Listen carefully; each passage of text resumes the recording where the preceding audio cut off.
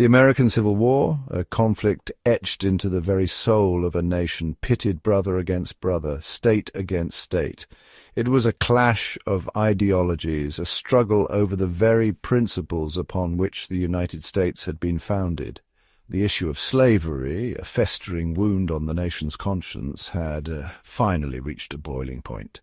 The Southern states, fiercely protective of their agrarian way of life and the institution of slavery that underpinned it, found themselves increasingly at odds with the North, where abolitionist sentiment was growing. Tensions escalated with the election of Abraham Lincoln, a man who had campaigned on a platform of preventing the expansion of slavery into Western territories. Fearful of losing their way of life, 11 Southern states seceded from the Union, forming the Confederate States of America. A fragile peace held for a few tense weeks.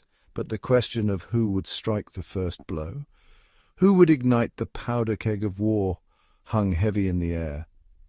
The answer, shrouded in the mists of time and the fog of war, remains a subject of debate to this day. But the events that unfolded in the early hours of April 12, 1861, at a place called Fort Sumter, would reverberate through the annals of history, marking the beginning of America's bloodiest conflict. The nation had already been shaken by events like John Brown's raid on Harper's Ferry in 1859, an abolitionist attempt to incite a slave rebellion. The Dred Scott decision of 1857, which denied citizenship to African Americans, further inflamed tensions. The Kansas-Nebraska Act of 1854, allowing territories to decide on slavery through popular sovereignty, led to violent confrontations known as Bleeding Kansas. Political figures like Stephen Douglas and Abraham Lincoln debated fiercely over the future of slavery in the Lincoln-Douglas debates of 1858. As secession conventions were held across the South, leaders like Jefferson Davis emerged to form the Confederate government. The economic differences between the industrial North and the agrarian South added another layer of complexity to the growing divide. Public sentiment was deeply divided, with newspapers and political cartoons reflecting the intense emotions of the time, and so, as the first shots were fired at Fort Sumter, the nation plunged into a war that would determine its very future. The seeds of discord that blossomed into the Civil War were sown long before the first shots were fired at Fort Sumter. For decades, the issue of slavery had driven a wedge between the North and South. The Southern economy relied heavily on slave labor, while the North, with its burgeoning industries, increasingly viewed slavery as morally reprehensible. Compromises, such as the Missouri Compromise of 1820 and the Compromise of 1850, attempted to maintain a fragile balance between the two sides. However, these proved to be mere stopgaps, unable to stem the tide of growing animosity.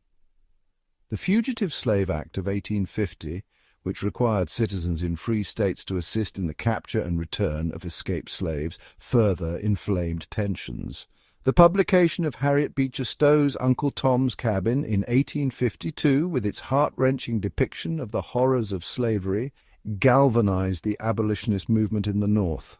Meanwhile, events like the Kansas-Nebraska Act of 1854, which allowed for the potential expansion of slavery into new territories, pushed the nation closer to the brink. The Dred Scott Supreme Court decision of 1857, which ruled that African Americans were not considered citizens and had no standing to sue in federal court, further solidified the South's resolve.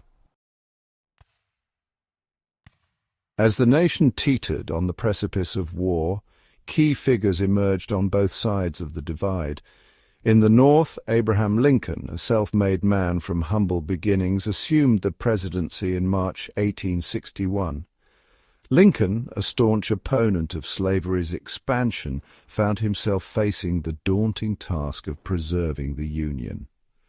In the South, Jefferson Davis, a West Point graduate and former Secretary of War, was elected as the President of the newly formed Confederate States of America. Davis, a staunch advocate for states' rights and the preservation of the Southern way of life, was determined to lead his people in their fight for independence. At Fort Sumter, a small, strategically important island fortress in Charleston Harbor, South Carolina, 2 military men found themselves at the center of the impending storm. Major Robert Anderson, a career soldier loyal to the Union, commanded the small garrison of federal troops stationed at the fort. Facing him was Brigadier General P.G.T. Beauregard, a Louisiana native and former student of Anderson's at West Point. Beauregard, now a Confederate officer, was tasked with securing the surrender of Fort Sumter, a symbol of federal authority in the heart of the Confederacy. With tensions at a fever pitch, all eyes turned to Fort Sumter. The fort, running low on supplies, became a focal point of the conflict.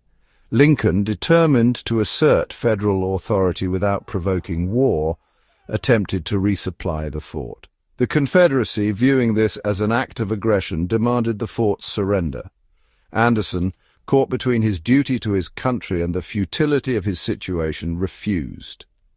In the pre-dawn hours of April 12, 1861, Confederate batteries surrounding Charleston Harbor opened fire on Fort Sumter. The bombardment, a thunderous spectacle that illuminated the early morning sky, marked the beginning of the American Civil War. For 34 hours, the fort's defenders endured a relentless barrage. Outnumbered and outgunned, they fought valiantly, but on April 13th, with the fort ablaze and their ammunition exhausted, Anderson surrendered. The first shots of the Civil War had been fired, and the nation was plunged into a conflict that would test its very soul. The news of Fort Sumter's fall spread like wildfire across the nation. In the North, outrage at the Confederacy's aggression fueled a wave of patriotic fervor. Lincoln, calling for 75,000 volunteers to suppress the rebellion, found himself swept up in the tide of war. In the South, the capture of Fort Sumter was hailed as a glorious victory. Thousands flocked to enlist in the Confederate Army, eager to defend their homeland from what they perceived as Northern aggression. The Battle of Fort Sumter, though a relatively bloodless affair, had shattered the illusion of peace. It marked the beginning of a conflict that would claim the lives of over 620,000 Americans and leave an indelible scar on the nation's psyche. The shadow of Fort Sumter loomed large over the entirety of the Civil War. It became a rallying cry for both sides, a symbol of the irreconcilable differences that had driven the nation apart. For the North, Fort Sumter represented the Confederacy's willingness to resort to violence to achieve its aims. It fueled their determination to preserve the Union, no matter the cost. For the South, the capture of Fort Sumter represented their resolve to defend their way of life, even if it meant secession and war. The events at Fort Sumter also had far-reaching international implications. European powers, watching the conflict unfold with keen interest, were forced to choose sides. The Confederacy, hoping for recognition and support from European powers, was ultimately disappointed.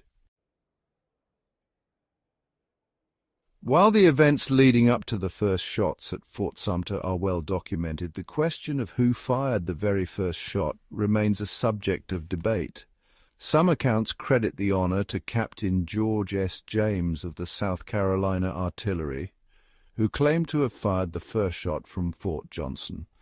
Others point to Lieutenant Henry S. Farley, who fired the signal shot from Fort Johnson, initiating the Confederate bombardment. Still, others argued that the first shot was fired by a Confederate officer named Edmund Ruffin, a fire-eating secessionist who had traveled to Charleston specifically to witness the start of the war. The truth, lost to the fog of time and the chaos of battle, may never be definitively known. But the identity of the individual who fired the first shot is ultimately less important than the act itself. It was the culmination of years of simmering tensions, the spark that ignited a conflagration that would consume the nation. The American Civil War, a period of unimaginable bloodshed and sacrifice, ultimately proved to be a transformative moment in American history. It ended slavery, forever altering the social and economic landscape of the nation. It strengthened the power of the federal government and reaffirmed the principle that a house divided against itself cannot stand. The war also gave rise to a new era of American literature and art. From the poignant battlefield dispatches of reporters like Winslow Homer to the haunting photographs of Matthew Brady, the Civil War left an indelible mark on the nation's cultural consciousness. The legacy of the Civil War continues to shape America to this day. The issues of race equality and the role of government, so central to the conflict, remain hotly debated topics in contemporary American society. Memorials and battlefields across the nation serve as solemn reminders of the sacrifices made by those who fought and died in the conflict. They stand as testaments to the enduring power of the human spirit, both in its capacity for destruction and its ability to overcome even the most profound challenges. The American Civil War, a tragic yet pivotal chapter in the nation's history, serves as a constant reminder of the fragility of democracy and the importance of preserving the ideals of liberty and equality for all.